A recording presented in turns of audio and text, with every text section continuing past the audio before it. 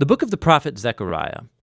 The book is set after the return of the exiles from Babylon to Jerusalem, and we're told in the book of Ezra that Zechariah and Haggai together challenged and motivated the people to rebuild the temple and look for the fulfillment of God's promises. Now, long ago, Jeremiah the prophet had said that Israel's exile would last for 70 years, and that afterwards God would restore his presence to a new temple and bring his kingdom and the rule of the Messiah over all nations. The dates at the beginning of this book tell us that those 70 years are almost up. But life back in the land was hard, and it seemed like none of these promises were going to come true. Why? And the book of Zechariah offers an explanation. It has a fairly clear design. There's an introduction which sets the tone for a large collection of Zechariah's dream visions, and that's concluded by chapters 7 and 8. And then this is followed by two more large collections of poetry and prophecy. Let's just dive in and see how the book works.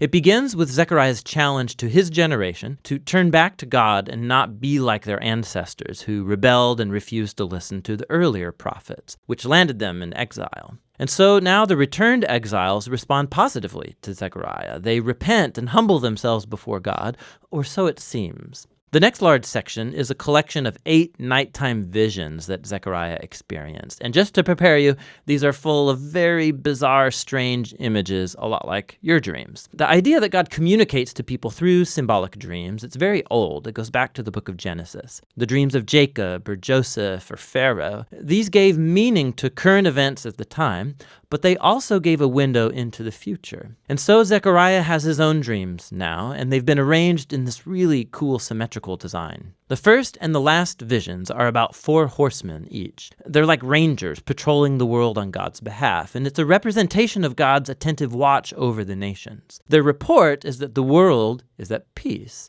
And in Zechariah's day, this refers to how God raised up Persia to conquer Babylon and bring peace. And so the question now arises, the 70 years of Israel's exile are almost up. Is now the time for the Messianic kingdom in Jerusalem?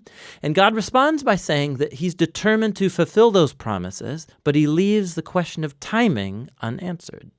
The second and 7th visions are paired because they're both reflections on Israel's past sin that led up to the exile. So the second vision is about these horns that symbolize the nations that attacked and then scattered Israel, Assyria and Babylon. But then these horns or empires are themselves scattered by a group of blacksmiths, an image for Persia.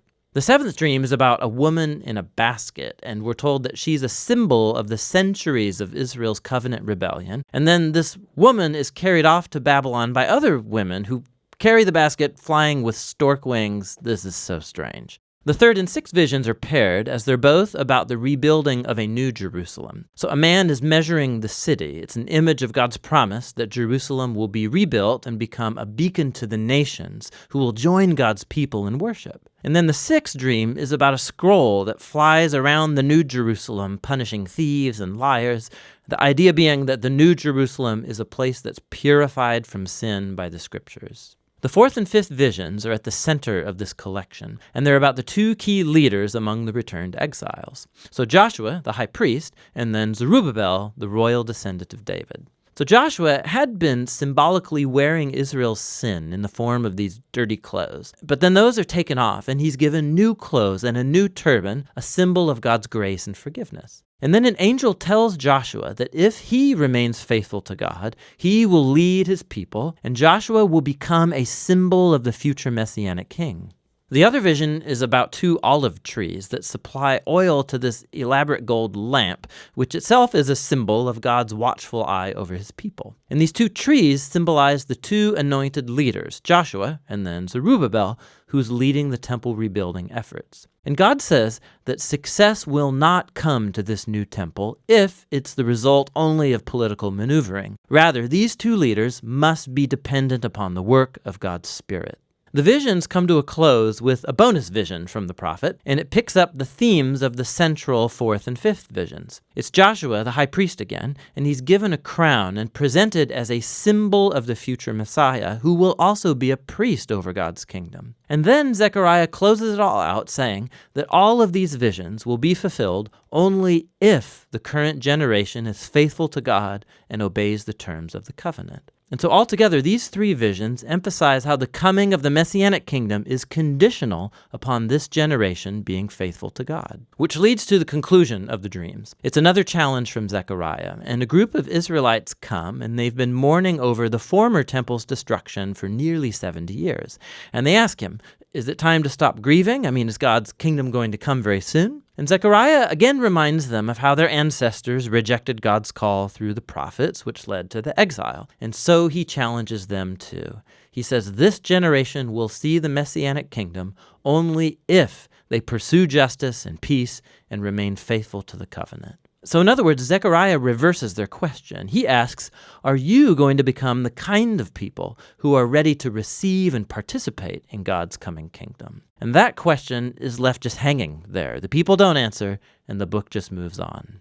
And so we come to the final sections that are very different from chapters 1 to 8. Each section is a kaleidoscopic collage of poems and images about the future Messianic kingdom. So the first one, chapters 9 to 11, describe the coming of the humble Messianic king who's riding a donkey into the New Jerusalem to establish God's kingdom over the nations. But then, all of a sudden, this king, he's symbolized as a shepherd over the flock of Israel, and then he's rejected, first by his own people, but then also by their leaders, who are also symbolized as shepherds. And so God hands Israel over to these corrupt shepherds, and it raises the question, will Israel's rejection of their king last forever? In the final section, chapters 12 to 14, say no. It's another mosaic of poems and images about the future Messianic kingdom. And they depict the New Jerusalem as a place where God's justice will finally confront and defeat evil among the nations. It's very similar to the same themes in Prophet Joel or Ezekiel. But then God also will confront the rebellion within the hearts of his own people. He's going to pour out his Spirit on them, he says, so that they can repent and grieve over the fact that they have rebelled and rejected their Messianic shepherd. The final chapter concludes with the New Jerusalem as the gathering point for all of the nations. And then this city becomes a new Garden of Eden, and there's a river of living water flowing out of the temple, bringing healing to all of creation, and that's how the book ends. And so Zechariah just leaves you to ponder the connection between chapters 1 through 8 and 9 to 14. And the point seems to be that this future Messianic kingdom of the book's second half will only come when God's people are faithful to the covenant, the point of the first half. Reading the book of Zechariah is a wild ride. These visions and poems are full of startling imagery, and they do not follow a linear flow of thought. And that's part of the point. It's like history and our lives. It doesn't always fit into neat, orderly patterns. But the prophets offer us glimpses of God's hand at work, guiding history towards his own purposes. And so ultimately, Zechariah invites us to look above the chaos and hope for the coming of God's kingdom, which should motivate faithfulness in the present. And that's what the book of Zechariah is all about.